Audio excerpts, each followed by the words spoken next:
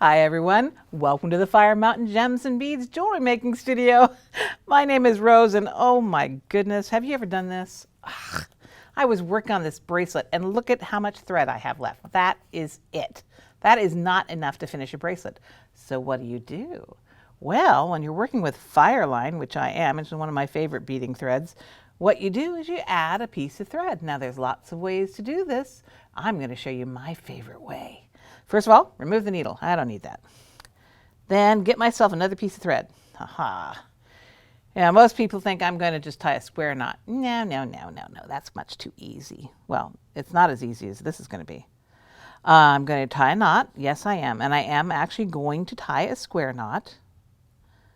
But a square knot with Fireline will still just pull right through, I'm telling you. So there's my square knot. I'm going to pull that as tight as I can. Sometimes I'll even get a pair of pliers out and pull it super tight just to make sure it's really tight. And then comes the magic. What I'm going to do is cut these little tails off just so they're a little shorter. I'm using my nippers because Fireline's so tough, scissors don't really work well. I use nippers.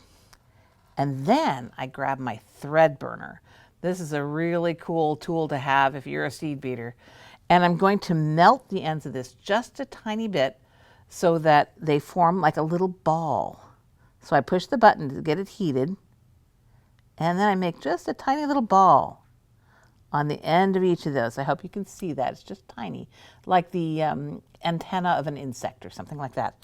And then with my superior strength, I pull these so that the ends come together like that. And this is as strong a knot as I can possibly make. So it does make a tiny little bump, but that won't stop you with most stitches. This is a spiral rope stitch, works great. Just keep on going with it. How's that? Great little tip. I hope you loved it. I hope you join us some more for some more tips and techniques at firemountaingems.com. In the meantime, from Rose, happy beading.